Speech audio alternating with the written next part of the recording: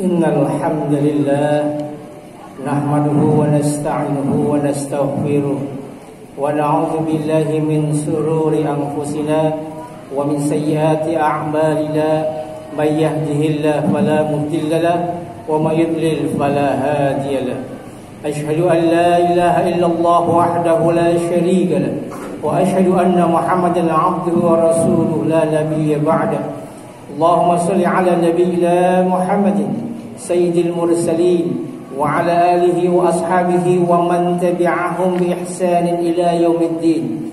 Faqad qala Allah ta'ala fi kitabihil karim, a'udzu billahi minasy syaithanir rajim. Ya ayyuhalladzina amanu taqullaha haqqa tuqatih wa la tamutunna illa wa antum muslimun. Wa qala ya ayyuhan nasu taqu rabbakumul ladzi khalaqakum min nafsin wahidah وخلق منها زوجها وبث منهما رجالا كثيرا ونساء واتقوا الله الذي تساءلون به والأرحام إن الله كان عليكم رقيبا وقال يا أيها الذين آمنوا اتقوا الله وقولوا قولا سديدا يصلح لكم أعمالكم ويغفر لكم ذنوبكم ومن يطع الله ورسوله فقد فاز فوزا عظيما أما بعد فيا عباد الله أوصيكم ونفسي بتقوى الله فقد فاز المتقون. Sungguh tidak ungkapan yang pantas terucap selain banyak memuji kepada Allah Tabaraka wa Ta'ala yang senantiasa melimpahkan kasih sayang kepada kita, yang senantiasa melimpahkan rahmatnya kepada kita. Saya bersyukur kepada Allah Subhanahu wa Ta'ala atas segala yang Allah karuniakan kepada kita. Dan tidak nasihat paling mulia di hari yang berbahagia ini selain nasihat untuk sama-sama meningkatkan ketakwaan kita kepada Allah Subhanahu wa Ta'ala, melaksanakan segala yang Allah perintahkan dan menjauhi segala yang Allah larang.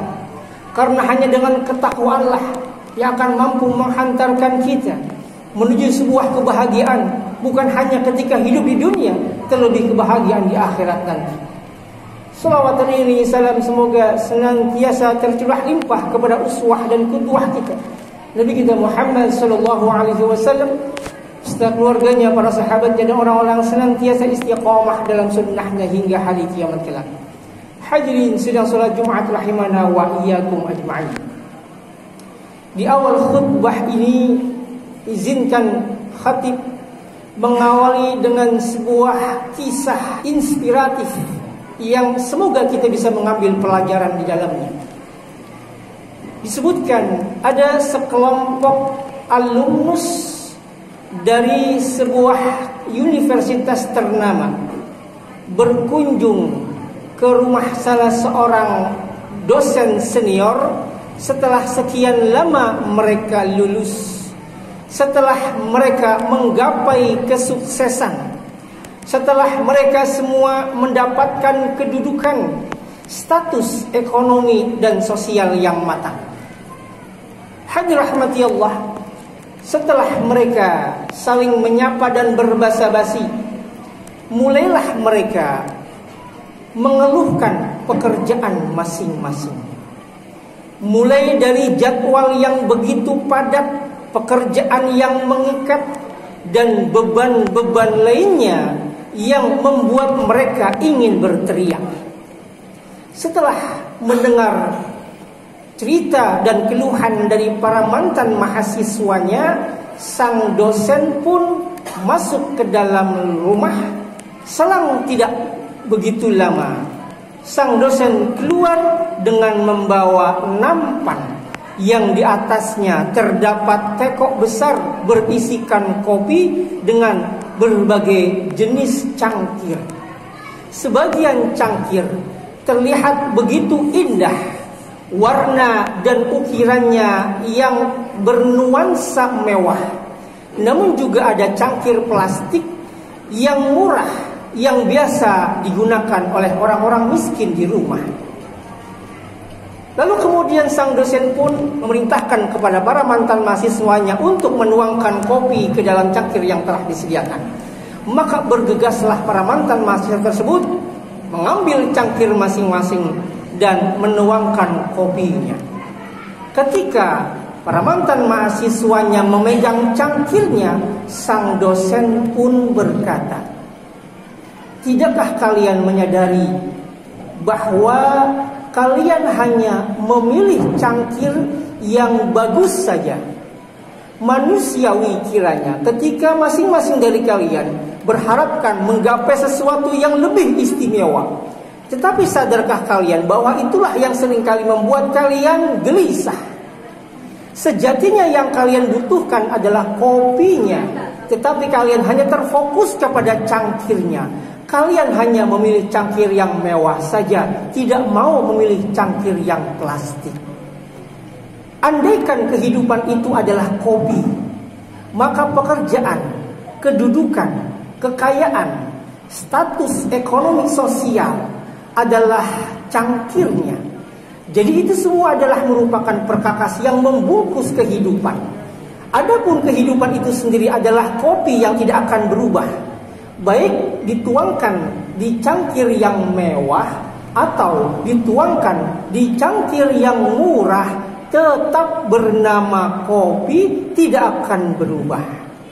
Ketika konsentrasi kalian hanya terfokus kepada cangkirnya saja, maka di saat itulah kalian kehilangan kesempatan untuk menikmati kopi. Ketika seorang menjalankan kehidupan di dunia ini hanya fokus terhadap pekerjaannya saja, apakah dia seorang direktur atau seorang kondektur, ataukah dia seorang cleaning service, ataukah dia tukang servis, ataukah dia seorang dokter atau ahli komputer, ketika hanya terfokus kepada kedudukan, posisi pekerjaannya saja, maka di saat itulah kita atau mereka akan kehilangan kesempatan untuk menikmati kehidupan.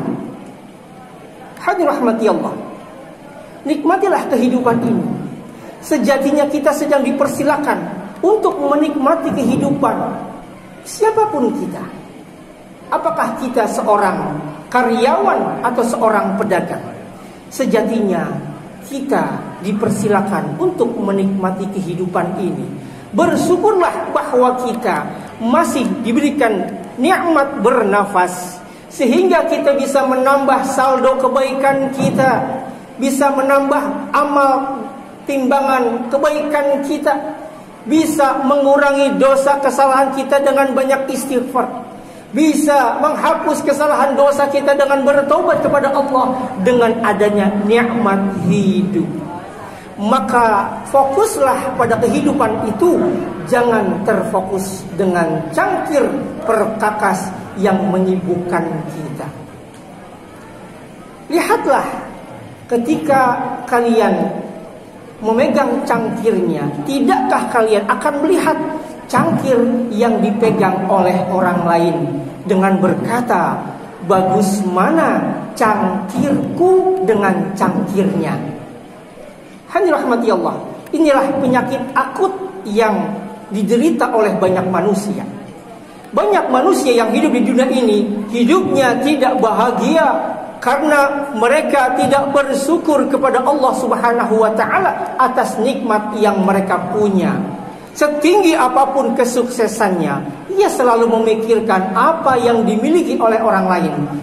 Padahal dia sudah menikahi seorang wanita solehah berakhlak karimah, tetapi ia selalu berpikiran bahwa pasti ada orang lain yang memiliki wanita lebih istimewa dari istrinya, sehingga ia tidak lagi mensyukuri kehadiran wanita jelita yang ada di sampingnya. Sudah bagus dia memiliki dan tinggal di rumah yang sederhana, tetapi ia selalu memikirkan bahwa pasti rumah orang lain lebih mewah daripada rumah miliknya.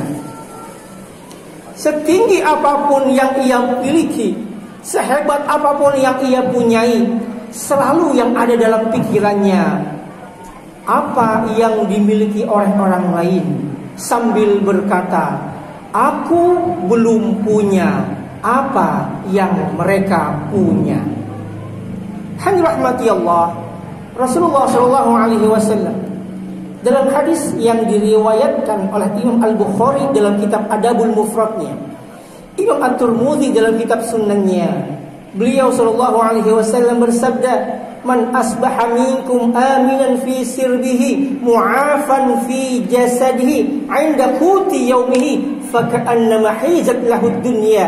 Siapa saja yang melewati harinya dengan yang pertama merasa aman dalam dirinya, merasa nyaman di hatinya, yang kedua merasakan sehat dalam badannya, yang ketiga mendapatkan makanan di harinya, bukan untuk tahun depan tetapi makanan untuk di hari di mana ia berada, maka orang yang mendapatkan melewati harinya dengan ketiga hal ini, kata Nabi, faka'annama hizat lahud dunya, seakan-akan ia telah memiliki dunia seisinya.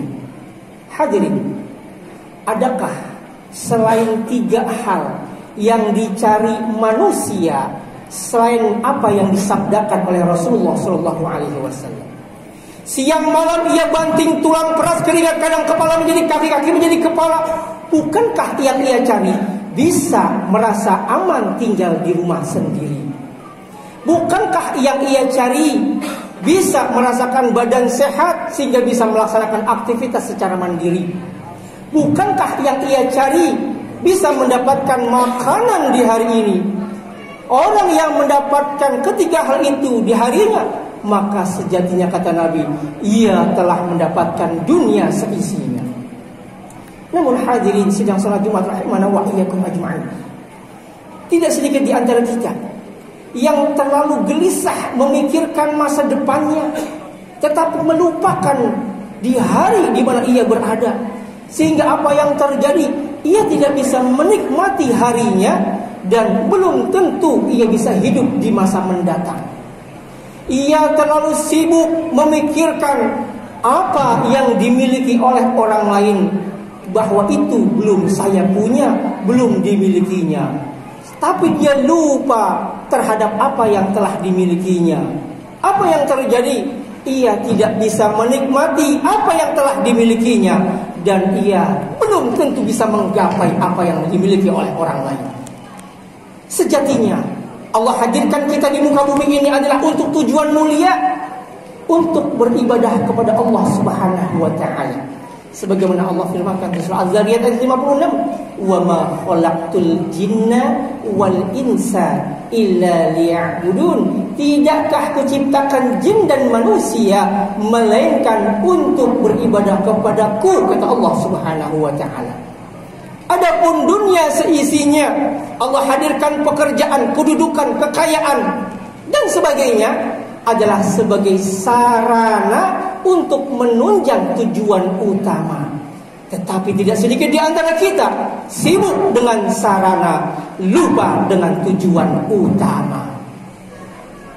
Allah berikan kita nikmat badan yang sehat agar kita bisa mendirikan salat, bisa melaksanakan ibadah dengan semangat, bukan malah nikmat sehat digunakan untuk hal-hal yang maksiat. Allah berikan kita kekayaan untuk agar kita bisa mencukupi kebutuhan, bisa digunakan dalam hal ketaatan, bukan harta kekayaan justru digunakan dalam hal kedurhakaan. Bagi siapapun di antara kita yang dilimpahkan, diberikan anugerah amanah berupa kedudukan, jabatan, sejatinya agar manusia sebesar-besarnya bisa mendapatkan kebermanfaatan atas amanah kedudukan yang diembannya, bukan malah justru sebaliknya menguruk harta rakyatnya dengan jalan kezaliman. Hadirin sidang salat Jumat rahimana wa iyyakum ajma'in. Segala apa yang Allah karuniakan kepada kita, jadikan sebagai sarana untuk menggapai keridhaan Allah. Nikmatilah hidup ini dengan penuh rasa syukur kepada Allah Tabaraka wa Ta'ala. Manfaatkanlah nikmat nafas ini dengan diisi dengan berbagai ketaatan kepada Allah Subhanahu wa Ta'ala. Jangan justru sebaliknya, setiap detik nafas yang kita hirup justru bernilai kedurhakaan, bernilai kemaksiatan, karena semua akan dimintakan pertanggungjawaban. Yang kedua, bersyukurlah terhadap apapun yang Allah berikan kepada kita, sekecil apapun itu. Jangan pernah membandingkan apa yang dimiliki oleh orang lain. Ketika seseorang ada perasaan untuk membandingkan apa yang dimilikinya dengan apa yang dimiliki oleh orang lain, maka sejatinya ia telah membuka pintu selebar-lebarnya jalan menuju ketidakbahagiaan. Raihlah kebahagiaan itu dengan banyak bersyukur kepada Allah atas apa yang kita miliki, atas apa yang dianugerahi kepada kita dari Allah Subhanahu wa Ta'ala. Semoga dengan jalan kita bersyukur kepada Allah Subhanahu wa Ta'ala atas segala karunia-Nya, sekecil apapun itu, semoga Allah Tabaraka wa Ta'ala melipat gandakan kenikmatan, melipat gandakan kebahagiaan agar kita menggapai ridho dari Allah Tabaraka wa Ta'ala. Kita harus sukses memperbudak dunia dalam hal ketaatan. Jangan terlena diperbudak dunia, bergelimang dalam kemaksiatan.